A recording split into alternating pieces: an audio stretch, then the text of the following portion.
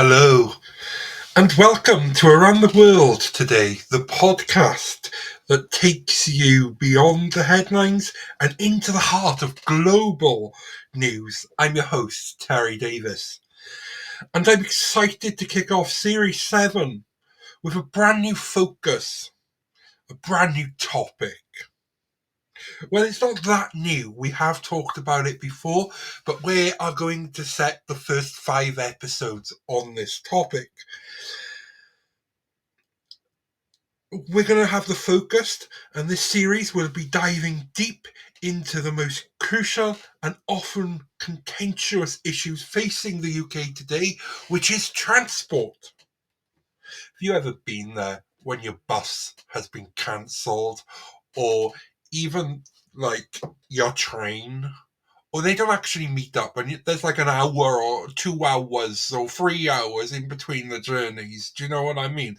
And then you've got the fact that airports, and infrastructure and private companies and franchising and all of this. And is it beneficial for the customer? We're going to dive into this. In the first episode of our transport series, we'll explore the current state of the UK's transport system. From the ongoing rail strikes, public transport funding cuts, to high-speed rail debate, the future of air travel. We'll examine the challenges and opportunities that lie ahead for the country, mobility and connectivity. You're listening to Around the World Today with me, Terry D. Welcome, everybody, to this week's episode. We really appreciate you joining us. This podcast really shows us how we can all learn, live, and thrive off of each other. By sharing our knowledge through our conversations, we will impart some knowledge whilst learning ourselves how to progress even further. Here is your host.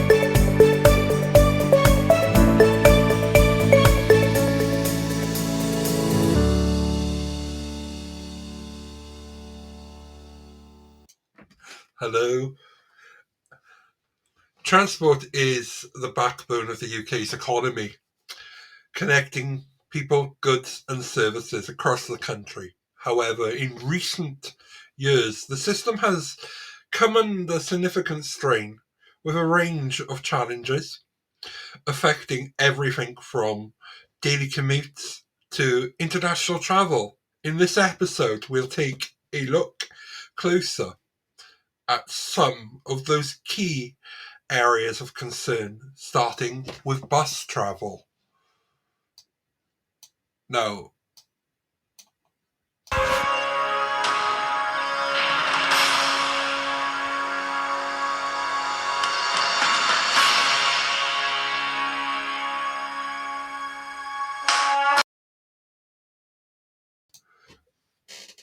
bus transport remains a crucial lifeline for millions across the UK, practically in rural areas and smaller towns where other forms of public transport are less accessible. However, the bus industry has a focus, has faced significant challenges in recent years. And it's been exacerbated by funding cuts, declining ridership, and increasing operational costs. Public transport funding has been a major issue, with local councils across the UK struggling to maintain adequate bus services. The result has been a sharp reduction in routes, practically in less densely populated areas. For many communities, buses are the only form of public transport available, and the reduction in services has left residents, especially the elderly, young, and those without access to private vehicles such as cars, feeling isolated and disconnected. One area where bus transport is undergoing significant challenge is Greater Manchester. The city region is in the process of implementing a bus franchising system known as the B network, which will bring bus services under the local control for the first time in decades. This is a move championed by the Greater Manchester Mayor, Andy Burnham, and is designed to create a more integrated, affordable public transport system where bus, tram, and bike services are coordinated under one umbrella. The franchising model aims to prioritize public need over private profit, and many are watching the Manchester model closely to see if this approach could be a model for other parts of the United Kingdom. We will dive in to one part of the United Kingdom where I'm from, here in Wales. Wales is transport has been devolved now from Westminster to Cardiff Bay. Check out some of our episodes previous about devolution. I'm sure there is more to come. So, Wales is a region where transport policy is evolving. Transport for Wales, the publicly owned company responsible for overseeing public transport in Wales, has been tasked with transforming the nation's rail and bus services. TfW is working to improve connectivity, increase service frequency, and modernise infrastructure, partially in rural areas where public transport options are traditionally being limited. The Welsh Government is committed to a more sustainable and integrated transport system. Is clear, but challenges remain practically in balancing the needs of rural and urban communities. In addition to managing public transport, the Welsh Government has also taken a more direct role in the aviation sector by owning Cardiff Airport, purchased in 2013.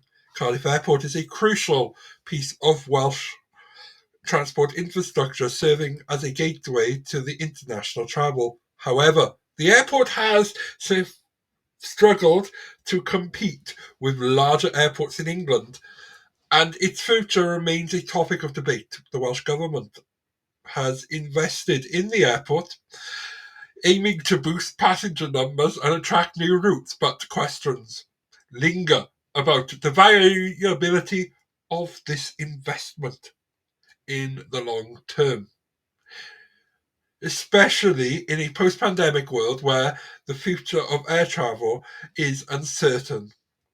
Now, we will have an episode on that later on in this series, so please, come back. Now, we're talking about buses, and there has, yes, Transport for Wales and franchising could work in Wales, but at the moment, we're not seeing that, are we? For myself, we're about to go through the fifth, or I think it could be the fifth service changes. This time last year, maybe a bit later, it was November. They made service changes and cut the service quite bare. Changed a couple of things, really. And every operator blamed government, even though the government told them the finances won't be there. We've talked about that. Now they've put back the frequency, but not the other service. So yeah, it gets a bit mishmash. But what I envision is that Transport for Wales needs to take back control of the vast majority of the funded network. This has happened in other areas such as Cornwall. It's happening in Manchester, like I said. It happens in London, where services are franchised. There are specialty services that aren't franchised, such as city sightseeing tours, work contracts, private hire. We could franchise them, and this could save a lot of money, because at the moment, certain services do get funding from local council.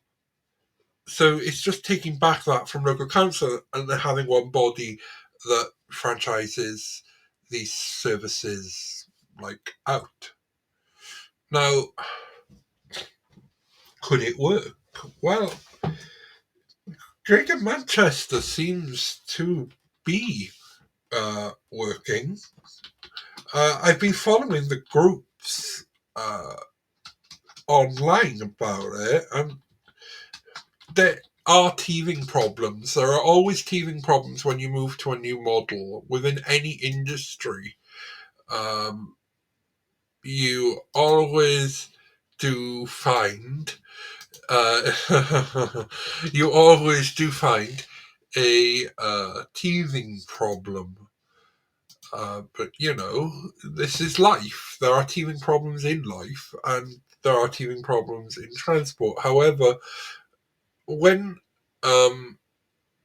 your local transport provider is using a lot of AI, now this is where it gets funny. Surely someone should tell them to check the timetables before you publish them, because you don't have the mistake of putting 12, 12, 13, 13 for a circular service that's meant to be 12, 13, 12, 13. Because at the next change, about 3 to 6 months later, you have to change the timetable to inconvenience the customers yet again, because you made their changes and couldn't get the demand right in the first place. Removing a service, rerouting another service, increases the demand to the service that is left. It is called supply and demand. It isn't hard. But nonetheless, there were problems. Then you make some changes. Now, these changes were seen to be in the benefit of the customer. However, the customer was still inconvenienced because you had to make more changes. It's hilarious. It's a catalogue of errors that there just doesn't seem to be control over. I was reading a case today in England, in the west of England actually, from the traffic commissioner, and what went on there, and 5 years to have the person's license suspended plus a fine, but the guy was already in front of a traffic commissioner previous. It just gets hilarious to what the industry actually needs is more regulation. So bodies like Transport for Wales, or in the case of Manchester, Transport for Greater Manchester, or in the case of London, Transport for London, or even in the West Midlands, where certain services are now, they were when I lived there, under Network West Midlands, maybe there needs to be more regulation, because operators of many different colours, creeds, and even ownership of multinational companies, and even the little operators who are starting out, just seem to be getting away with not being in the benefit of the public. And yes, they do have the public relations side, where they give away a free ice cream or a free trip to the beach, or maybe a free pair of sunglasses at Freshers, or a lanyard. That's to just try and buy your custom, to say, we're here. However, the likelihood is, like I've mentioned, many people who travel by public transport travel by public transport because that's the form of transport they can only use. And 9 times out of 10, there's no competition on there, because many of the big operators are on these routes and have been on these routes for decades, generations, probably since before the system was when the system was created, from when we unnationalized everything. So, like, the predecessor companies are still operating today on these routes, or the predecessors. It's just, there doesn't seem to be much appetite here, or when there is, there isn't more competition. So competition does work in some instances. It does allow the operator to become more efficient, I believe. But when you're stuck in your ways and you know you're going to win like a tender or you're going to win this, do you really go from like trying to please everyone when you know that you're the only guy in town running on that route? So the passengers can it's a bit.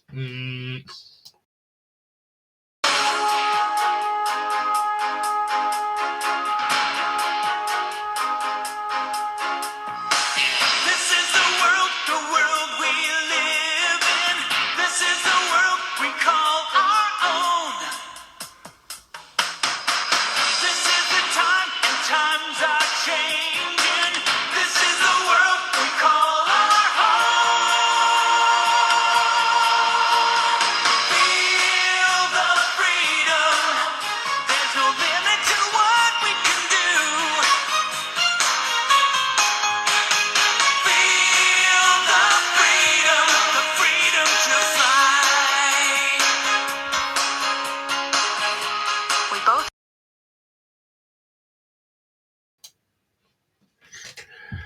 This episode marks the beginning of our deep dive into the UK's transport system, a topic that touches lives of millions across the country every day. Over the course of this series, we'll be exploring different aspects of transport, from the politics shaping our infrastructure to the experiences of those who rely on it, whether it's rail, road, air, or sea. We'll be examining on how the UK's transport system is evolving and what it means for the future.